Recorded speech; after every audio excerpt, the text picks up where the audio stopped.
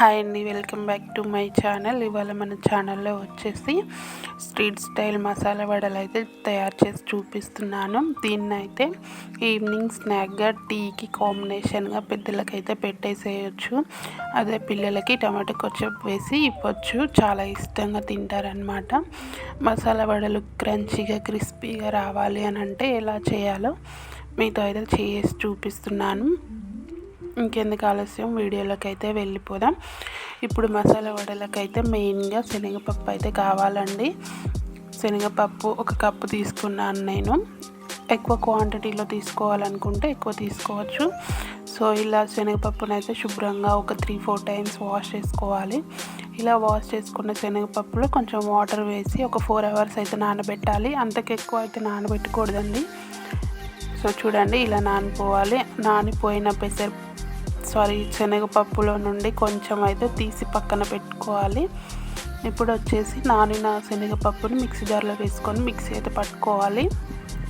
మెత్తగా అయితే పట్టకూడదండి, కొంచెం కోర్స్గా బ్లెండ్ చేసుకోవాలి. ఇప్పుడు ఈ పిండిలో కట్ చేసుకున్న ఆనియన్స్, కొత్తిమీర, కరివేపాకు అండ్ అలాగే పక్కన పెట్టుకున్న శనగపప్పు, 1 టేబుల్ స్పూన్ అల్లం వెల్లుల్లి పేస్ట్, మన టేస్ట్కి తగ్గట్టు కారం, ఉప్పు అండ్ అలాగే ఫైనల్గా వచ్చేసి గరం మసాలా, జీలకర్ర అయితే వేసుకోవాలండి. వేసుకొని ఇవన్నీ కలిసేలా బాగా మిక్స్ చేసుకోవాలి. ఒక 2 మినిట్స్ పాటు అయితే మిక్స్ చేసేసుకోవాలి. చూడండి, ఇప్పుడైతే చేతికి కొంచెం వాటర్ అప్లై చేసుకొని ఇప్పుడు అందులో నుండి కొంచెం పిండి తీసుకొని ఇలా వడల్లా చుట్టుకోవాలి.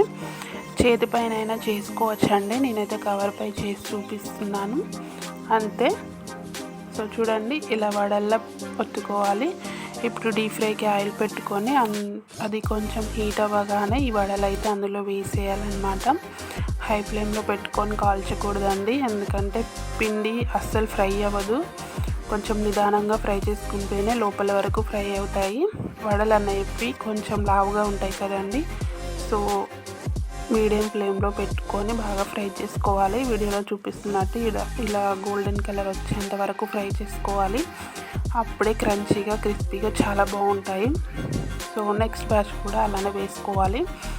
ఇప్పుడు మనం కలుపుకున్న పిండి మొత్తాన్ని ఇలాగే గారెల్లా చుట్టుకొని అందులో వేసుకోవాలి. చూడండి, ఇలా అయితే పిండి మొత్తాన్ని చేసుకోవాలి. అంతేనండి, ఎంతో టేస్టీగా క్రిస్పీగా ఉండే మసాలా వడలు అయితే రెడీ అయిపోయాయి. చాలా బాగుంటాయండి. బయట కొనే పని లేకుండా పిల్లలకి ఇలా ఇంట్లోనే చేసి పెట్టేయచ్చు, చాలా ఇష్టంగా తింటారు. సో వీడియో నచ్చితే మాత్రం లైక్ చేయండి, షేర్ చేయండి, కామెంట్ చేయండి, అలాగే సబ్స్క్రైబ్ చేసుకోవడం మాత్రం మర్చిపోద్దండి.